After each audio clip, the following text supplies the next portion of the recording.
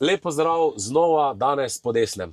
Danes smo v sončnem Ljutomeru in z mano je kandidat za poslanca Dominik Štrakl, nekdanji predsednik SDM-ja, danes koordinator evropskih poslancev v Bruslju, tako da lepo pozdrav. Lep pozdrav pa dobrodošli v Ljutomeru.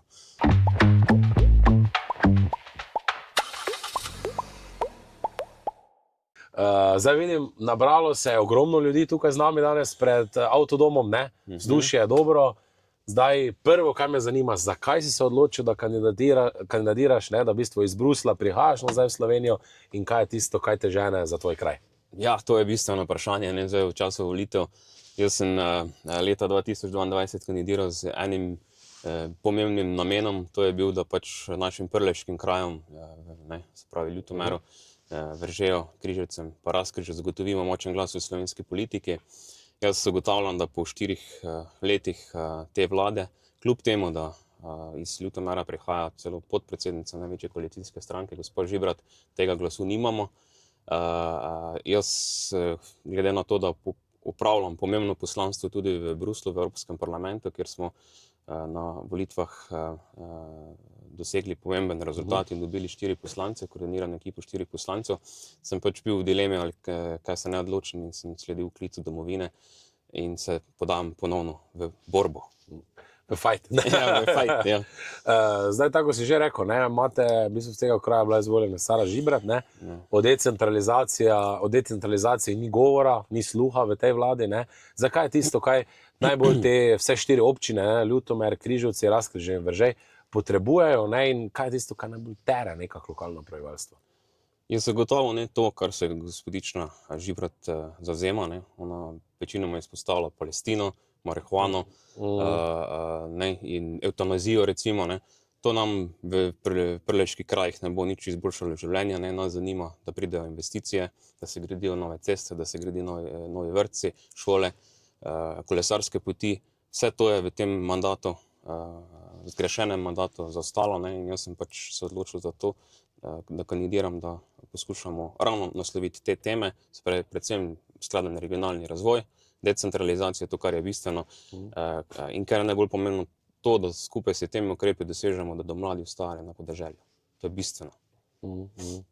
Ja, ne, ker zdaj se mi zdi, da tako si rekel, ne, ona je takrat borbala tisto za marihuano, ne, na koncu ni ostalo nič od tega zakona, ne, so pripravili res baze kot zakona. Ja, ne, je sploh kaj gospa poslanka tu, ne, mislim, večkrat je v Ljubljani, tam je včasih vidim, zdaj nikjer ne hodi, ne. Žal ne vem, ker pač tudi sam nisem zdaj bil toliko prisoten doma, ampak ko pač poslušam okrog od županov, od direktorja zavodov, ključnih deležnikov razvoja v naših krajih, so popolnoma nezadovoljni z njo, z njenim odzivom, z njenim komunikacijo. Neke vrste že polagajo upaj, da se tudi tu zamenja, da pač Prlekijo dobi nekega zastopnika, ki bo res močan glas v slovenski politiki in bo zastopal njihove interese. Točno tako, zdaj, da še mogoče iz Slovenije malo predstavimo tudi Bruselj, ne? Kakšna je v bistvu tvoja naloga tam, ne? Kaj opravljaš, to koordinacijo evropskih poslancev, da smo znotraj EPP-ja, največje v bistvu politične skupine v Evropi, ne? Predvsem to mogoče, da naši gledalci malo dobijo tudi ta utrip, ne? Ja, jaz moram reči, da sem že bil prej povezan v evropski politiki, sem bil asistent evropskemu poslancu dr. Zvero. Sedaj, ko smo pač dobili 4 evropske poslance, so na stranki, vodstvo stranke pač se odločili, da potrebujemo koordinatorja in da sem jaz pač tisti, ki je primeren za to mesto, ker pač glede na to, da naši poslanci pokrivajo različna področja, je potrebno ta področja tudi koordinirati, usklajevati glasovanje in njihovo delo. Tako da je to moje delo, da usklajujem, pač povezujem njihovo delo, ne vem, recimo Roman Tomc, ki je vodja delegacije, pokriva recimo demografijo, socialne zadeve in tako naprej. Dr. Zver bolj zunanje zadeve, ne, Brane Grims recimo notranje pa pravne zadeve v odboru Libe, ki je tudi ena pomembnejših odborov, Zala Tomašič recimo okolje. Tako da to vse je potrebno skupaj povezovati, da se uskladi in da delujemo čim bolj enotno. Ja. Kako je pa vzdušje tudi v Evropi, ne? Zdaj vidimo, da tam nekaj se premika, zdaj zmagala je takrat desna opcija, ne? Se premika na pravo stran, ne? Mislim, da tudi upamo, da bo manjša ta debirokratizacija, da se bo tudi v Sloveniji kaj poznalo, ne? Ja, jaz pač glede na to, da sem že prej bil kar vpet v evropsko politiko, ne, opažam, da se v novem mandatu je spremenilo. To tudi opažam v razpravi na poslanski skupini EPP-ja, da je pač drugačna retorika, da se poziva, da je potrebno nekatere škodljive ukrepe, ki so bili sprejeti v prejšnjih mandatih, ukiniti, pa postaviti nove, predvsem kar se tiče birokracije. Imamo te omnibus pakete, jih je kar veliko bilo v zadnjem letu. Kar me malo bolj še skrbi, pa je ta zeleni prehod, katerega pa še recimo nismo točno naslovili, kako bi recimo vse te njegove škodljive posledice oziroma stranske učinke, ki jih je ta škodljivi, jaz bom rekel škodljivi zeleni prehod prenesel, ne, kako recimo obrniti to, ne. Naslavljamo že, retorika je dobra, ne, samo zaenkrat še pa ukrepov pravih ni na vidiku, ne, tistih ključnih, ki bi dejansko prispevali k temu, da nam ne bo v Evropi propadala industrija, ne, in gospodarstvo, kar je bistveno, in zaradi tega smo najkonkurenčni v svetu. Ja. Zdaj tudi ta delegacija EPP je bila v Sloveniji, ne? Gospod Weber je jasno dal, ne, nekako do znanja, ne, da podpira Janeza Janšo in da se veseli že nove vlade, ne.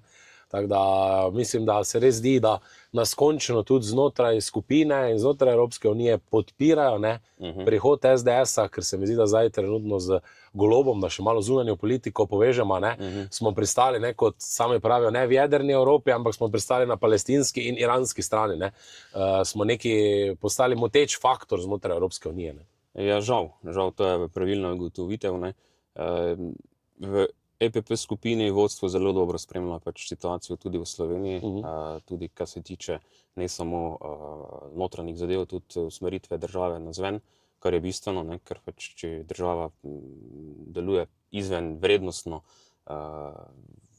ne vem, v primeru recimo podpora Palestine, ne, ali pa ne vem, razni v diplomaciji, ki se skozi smejemo, ne, se tu z gospodom Kajzerjem sem zadnjič pogovarjal, ne, o nekih feministični diplomaciji, ali pa kaj je že prišlo, vodna diplomacija, mislim. Kaj je to? Kam bomo šli, ne?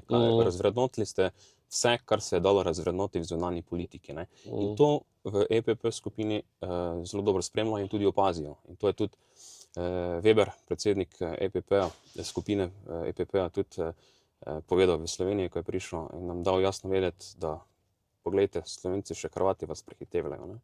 Ampak zakaj vas prehitevajo? Zato, ker že imajo dolgo let stabilno desno-sredinsko vlado. In to je bistveno, to je razlika, ne.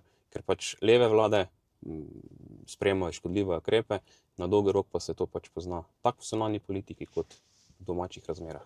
Tudi v Sloveniji se.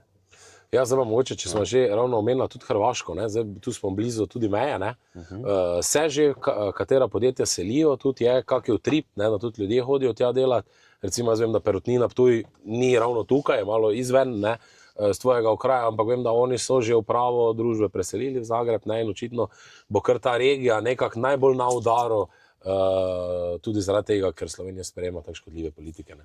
Ravno včeraj sem bil v Razkrižju, ki je mejna občina, ne, z Hrvaško, pa smo se tam pogovarjali z vaščani, pa en tak rekel, zelo zanimivo, ne. Jaz se spomnim, ko so čez mejo ob 6. uri zjutraj Hrvati hodili k nam na delo. Ja.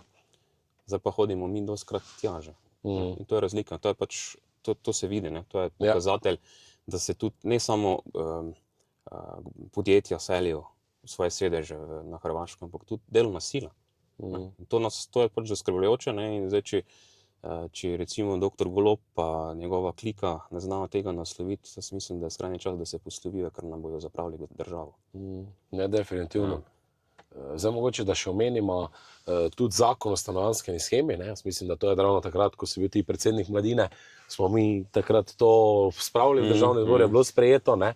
Zdaj Gibanje Svoboda je v bistvu do praktično tedna nazaj, ne, govorilo, kak je to slab zakon, ne, danes pa celo vidim, da ima gospod Boštjančič govori, da ravno z stanovanjsko shemo bo oni rešili ta problem, ne.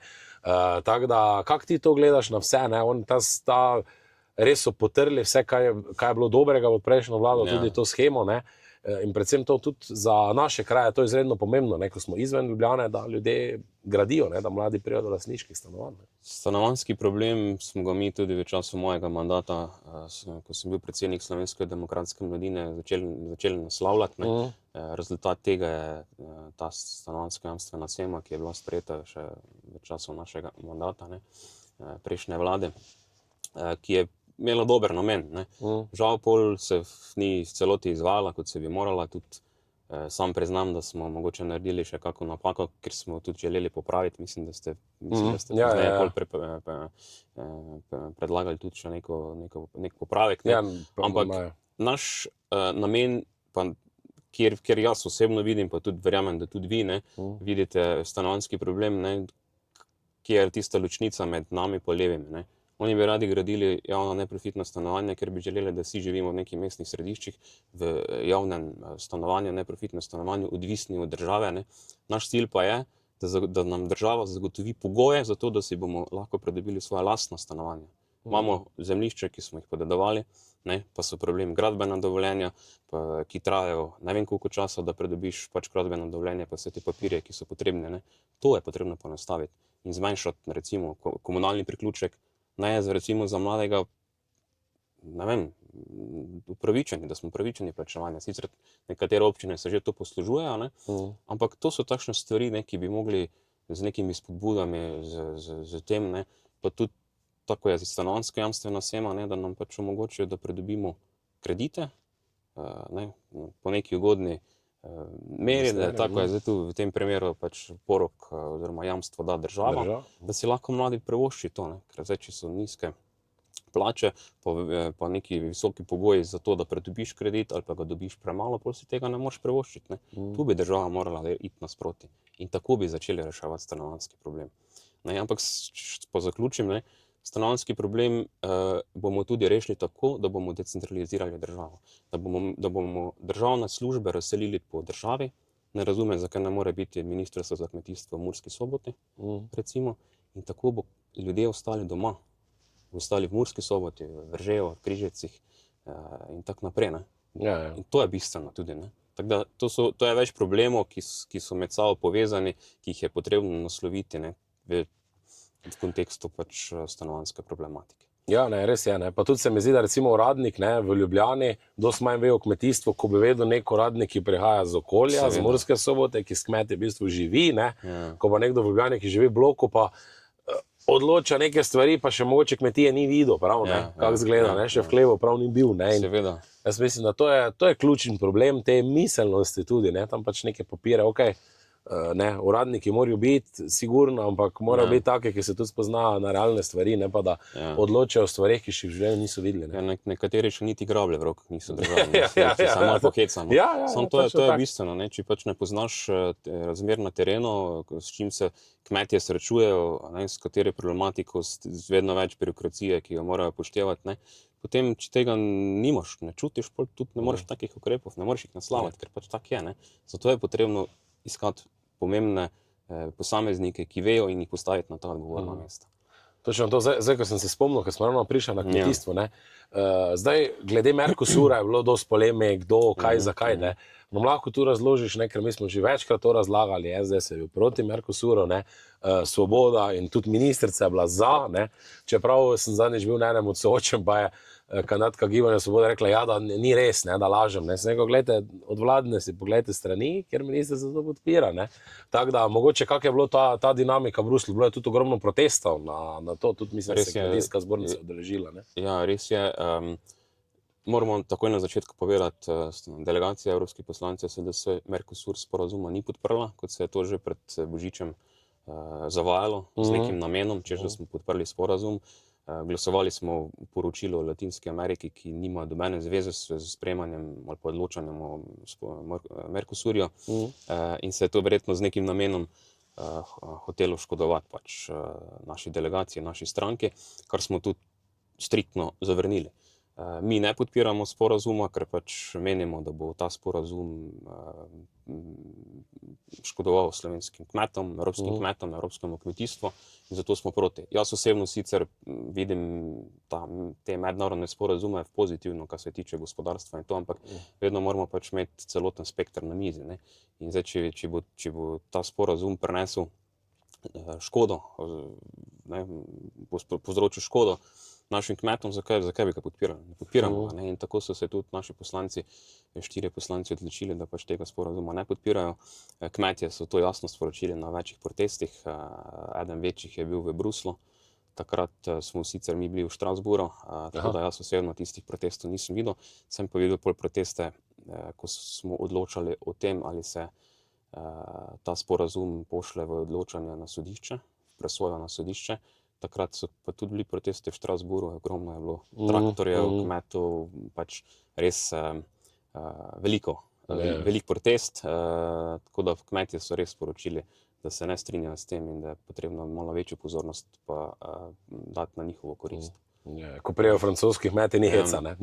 Najprej naša prehrambena varnost pa prihodnost kmetov. To je bistveno, ne, in temu treba slediti.